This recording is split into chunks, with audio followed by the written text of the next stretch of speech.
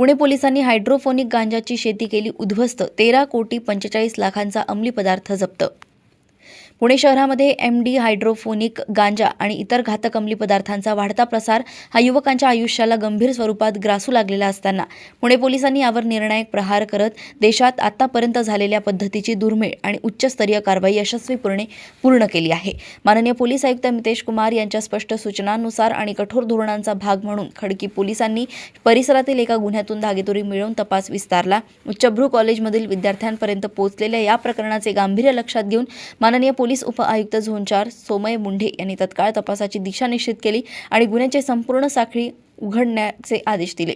या आदेशानुसार माननीय सहाय्यक पोलीस आयुक्त विठ्ठल दबडे, वरिष्ठ पोलीस निरीक्षक विक्रमसिंग कदम यांनी आपत्कालीन बैठक घेऊन पुढील तपासाची जबाबदारी गुन्हे शोध पथकाचे पोलीस उपनिरीक्षक दिग्विजय चौगले व त्यांच्या पथकातील पोलीस अंमलदार शशिकांत सपकाळ, चक्रधर पवार, गालिब मुल्ला, सुधाकर राठोड, दिनेश भोये, शशांक डोंगरे, अनिकेत भोसले, सुधाकर तागड, स्विकेश दिघे, आबा केदारी, प्रवीण गव्हाणे यांच्यावर सोपवली। केलेल्या कारवाईमध्ये आरोपी तुषार चेतन वर्मा हा पेट्रोलिंग दरम्यान खडकी पोलीस स्टेशनकडील तपास पथकाला मिळून आल्याने त्यावरून त्याच्याविरुद्ध खडकी पोलीस स्टेशन येथे गुन्हा नोंद करण्यात आला। दाखल गुन्ह्याच्या अनुषंगाने आरोपी तुषार वर्मा यांच्याकडे तपास करता तो सुमित डेडवाल आणि अक्षय महेर या दोघांकडून अंमली पदार्थ आणत असल्याचे निष्पन्न झाले।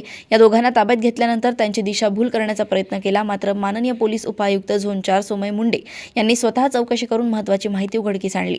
त्यामध्ये नमूद आरोपी त्यांनी पिंपरी चिंचवडमधील दाट वस्तीच्या भागात एक फ्लॅट भाड्याने घेऊन फ्लॅटमध्ये उभारलेली सॉइल बेस्ड हायड्रोफोनिक ओजी कुश गांजा शेती उद्ध्वस्त करून प्लांटचे साहित्य, रोपे आणि तयार माल जप्त केलाय। त्यानंतर तपास तांत्रिक पद्धतीने वाढवत मुंबई व गोवा येथे छापे टाकले असता या गुन्ह्याशी संबंधित मलय राजेश देलीवाला हा महत्त्वाचा आरोपी मिळून आलाय। त्याच्याकडून एकूण 9 प्रकारचे अंमली पदार्थ जप्त करण्यात आले आहेत।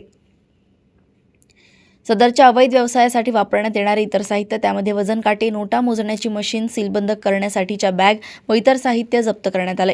तसेच नमूद गुन्ह्याच्या तपासात हे स्पष्ट झाले की अटक आरोपी देशातील आणि परदेशातील पेडलर नेटवर्कचा पुरवठा करणाऱ्या आंतरराष्ट्रीय टोळीशी सरळ जोडलेले आहेत।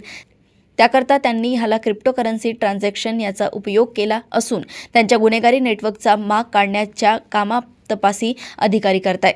NDPS कायद्यानुसार कठोर कारवाई करून सर्व आरोपींना अटक करण्यात आली आहे। पुणेतून सहसंपादक रणजित मस्के यांची रिपोर्ट।